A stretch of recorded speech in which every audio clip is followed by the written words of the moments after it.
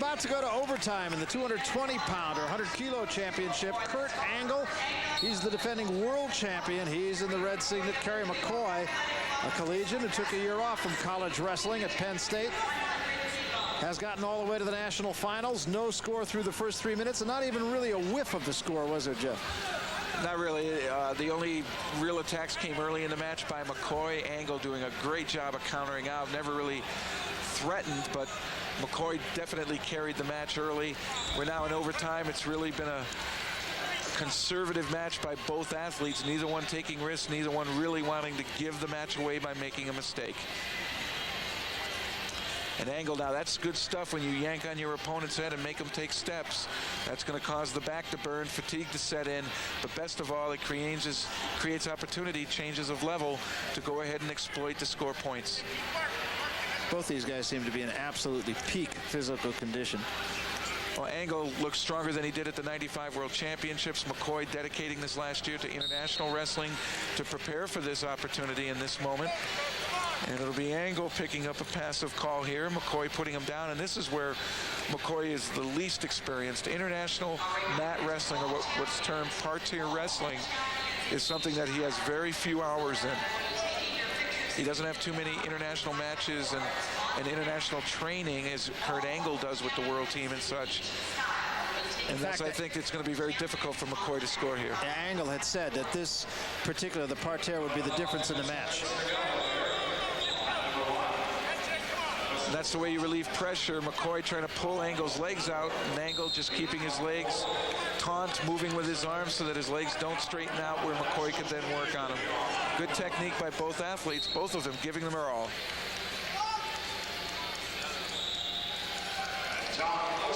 This is one of those matches where you come out of here and I would think the loser is just going to say, how did that happen? And Angle looking a little more confident now. McCoy's attacks have really dropped off technically. Decent shot there by McCoy, though. Nice single. Angle picked off that first attempt rather easily, but McCoy came right back. He's still attacking. 2 passivity calls for each wrestler in this match, we're told. That's what I have on the books here. And this is where Angle felt the difference would be. Let's see if he can turn McCoy. McCoy's length is a great asset, though. When he spreads those arms out wide and his legs out wide, it is very difficult to pry him off his stomach and get his back exposed to the mat. And they're also very sweaty at this point. Fatigue also a factor. Oh, but this might be something. Angle should just pick him up and throw him back. And they'll just go out of bounds. And they'll return to the center. Score is still 0-0. With 47 seconds remaining in overtime. Neither man with a point. If it ends 0-0 here in a tie score, or any tie score under 3 points, it will go to the passive calls, and whoever has the most passive calls against them will lose. If the passive calls are tie, it goes to a referee's decision.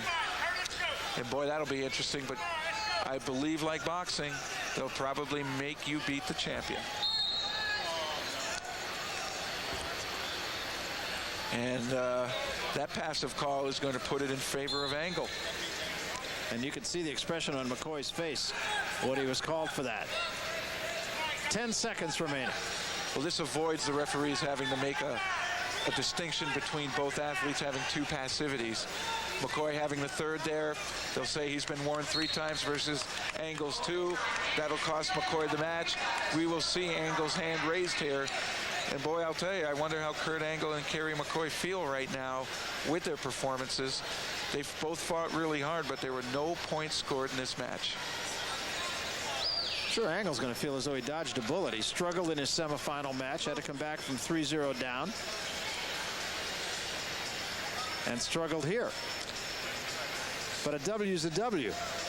And Angle's going to get the nod. McCoy, disappointment, obvious on his face.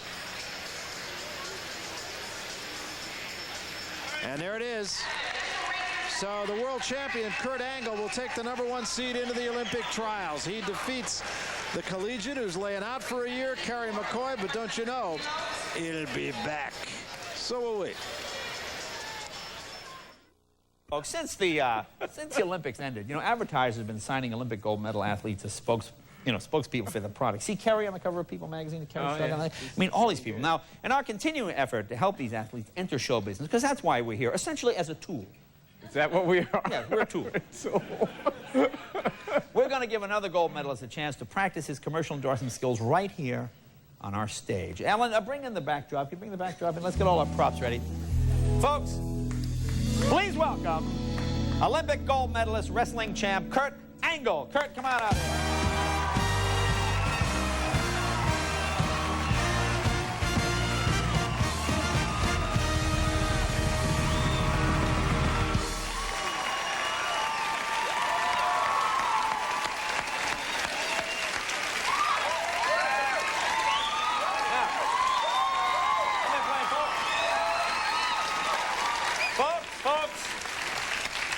We're not here to have fun, all right? Now what Kurt is doing, he's going to practice a commercial. So there'll be a lot of the big companies, you know, Nike, Reebok, they all watch these things, see what kind of a spokesman, what kind of a pitchman you'll make, okay? Do your commercial, go! I'm ready to go, Jay. Hello, I'm Olympic gold medalist Kurt Angle. You know, as a wrestler, I spend half my day with my face buried in my opponent's sweaty armpit. And let me tell you, it's no pleasure trip. When I'm wrestling smelly guys like him, their body odor is sometimes enough to send me to the mat. I've tried everything to fight it, from strategically placing stick-ups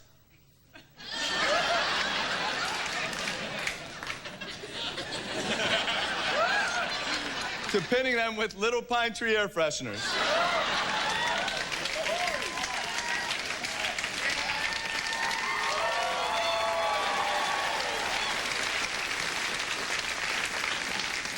But the only thing I found that really works is this.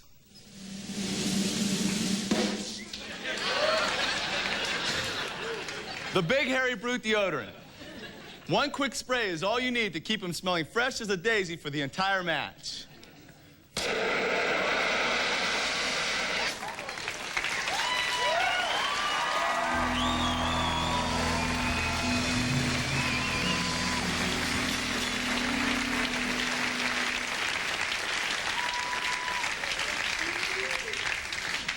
So get your Big Hairy Brute today. Yes! Yes! Thank you! Kurt Angle, thank you, Kurt. Come on over here.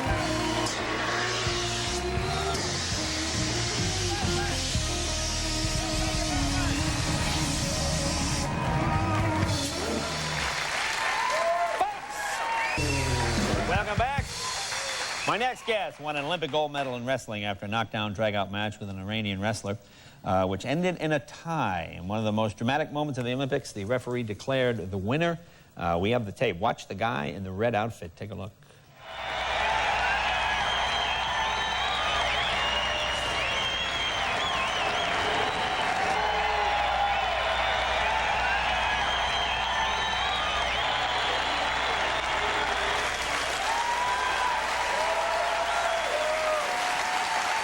Please welcome Kurt Angle.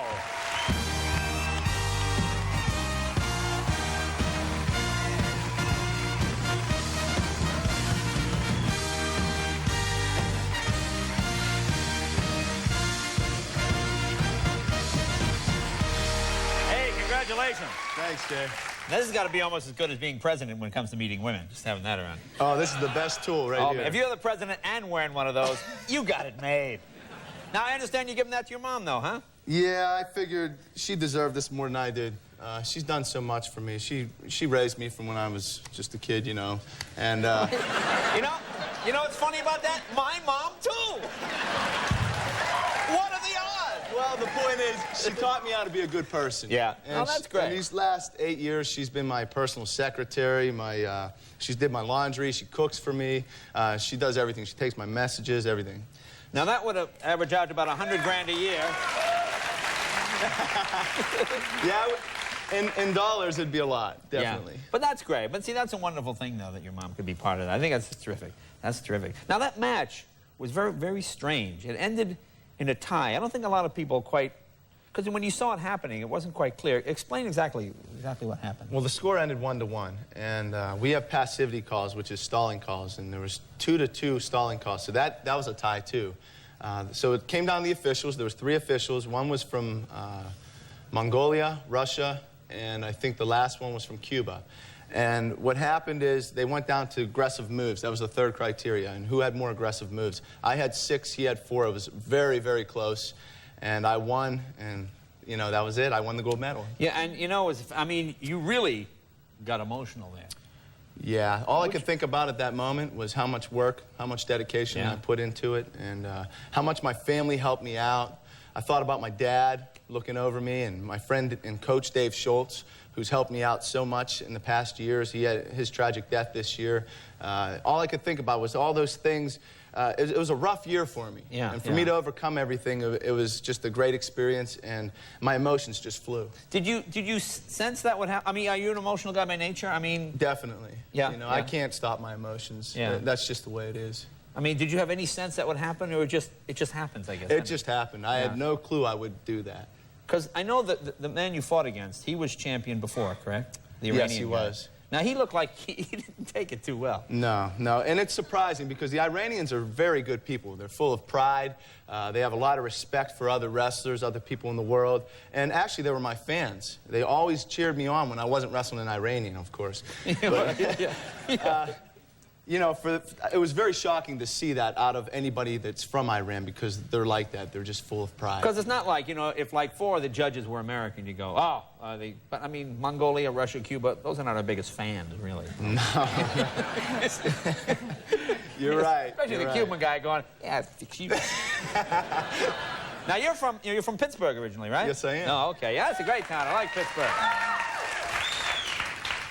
Now, explain something to me. You're 27. Yes. So this is your first Olympics, right? Now, did you train? Did you try for other Olympics, or was this the first time you tried, or what? I tried out for the '92 Olympic team, but I didn't make it. I was young out of college, and I gave it my best shot, and I ended up 3rd. So I dedicated my next 4 years to full-time training, going for the Olympic Games, and you know, actually in 1994 I was ready to quit because I kept falling short. I ended up 2nd, 3rd.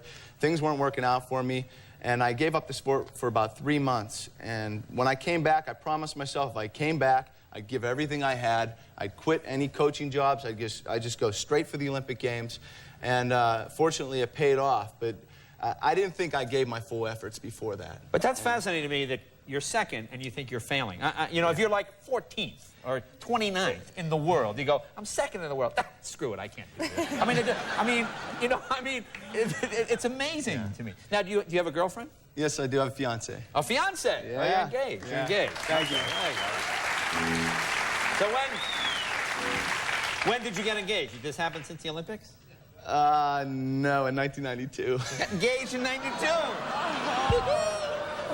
Well, Her mother must just be thrilled with you, young man. well, this is what happened.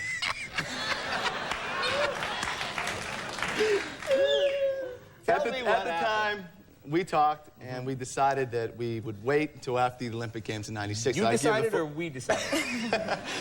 Well, I was young, okay?